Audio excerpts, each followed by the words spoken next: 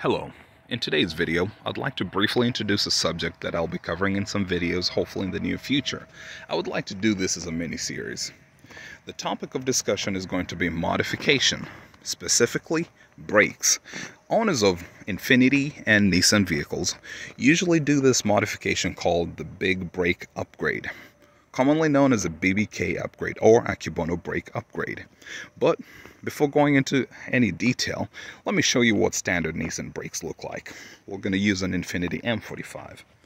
This is the front setup, and this is the rear setup. And now we're going to look at an Infiniti FX50 Sport model. This is what the front looks like. Look at the calipers. Look at the rotors. The rotors are pretty large. You can't really tell against 21-inch wheels, but the calipers do stand out. And now let's go look at the rear.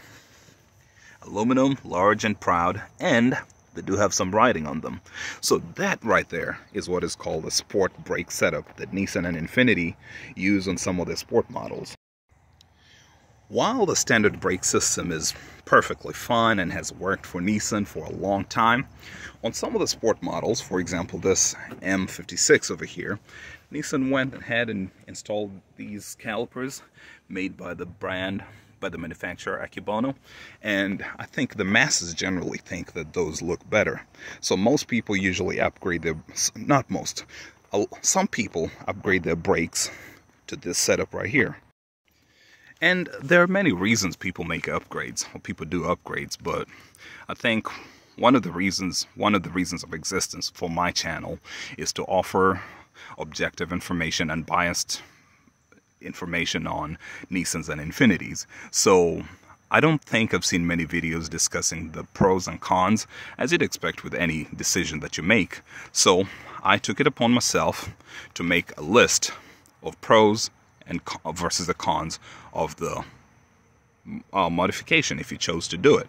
Alright, so this video is just an introduction. I'll be doing it in more detail later, but I figured let's just give you a quick introduction and, you know, give you an idea before getting you all immersed in a 20-minute video, or however long the future video is going to be. So, without further ado, pros.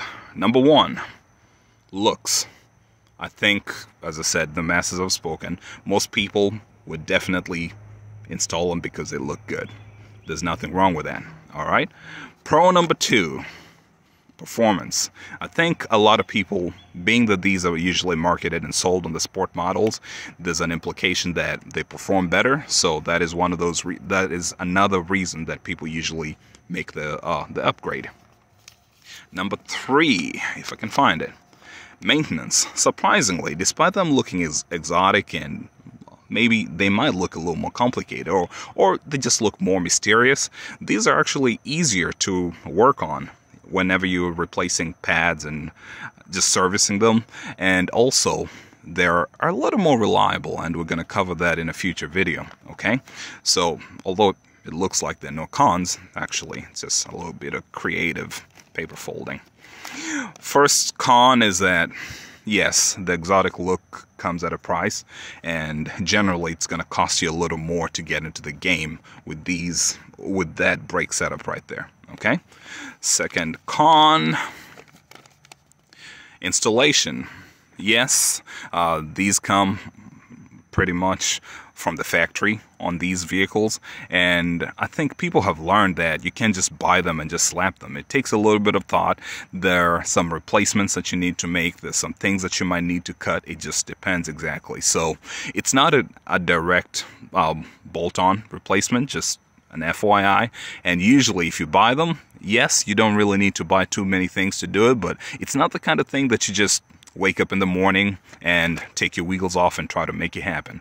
You need to do a little bit of preparation, okay? There's another con, and this one might blow your mind. Okay, so again, pros, they look good, perform better, and they're easier to maintain. Cons, the cost, the installation. And the third one is, whoa, performance. Believe it or not, yes, there is a performance effect, or it does affect your performance in one way or another. And this is one of those, I guess, I put it like this. I staggered the pros versus the cons like this because first off, I don't think people talk about the cons enough, or two, people don't know the cons, or three, people know the cons but just don't care. Basically the pros outweigh the cons in this case. So performance, those brakes are larger, and larger brakes, metal, generally means heavier. So performance gets affected in two ways. One, your acceleration is going to suffer. You got to be honest with it. And two, your fuel economy kind of goes down a little bit as well. Is that performance? Yeah, I think it is performance. And just so you know that I'm not speaking out of ignorance or pure jealousy, on my M45 I did the same thing. So you can see what the rear calipers look like, and I chose to use the Akebono stickers. And I have the same thing going on in the front. The front is larger, more real estate to get a larger sticker. Right now I'm in the middle of the brake and suspension job, so forgive the mess going on, but hey, at least you can see what's going on without the wheel on there. So as I said, I've done this to my own vehicle, so I've got some experiences to share, and I'd like you to trust that what I'm telling you is it's objective and is meant to educate and share with no hidden agenda. So I look forward to the videos. I hope you guys do too, and I hope whenever they come out, you not only enjoy them, but you learn something out of it.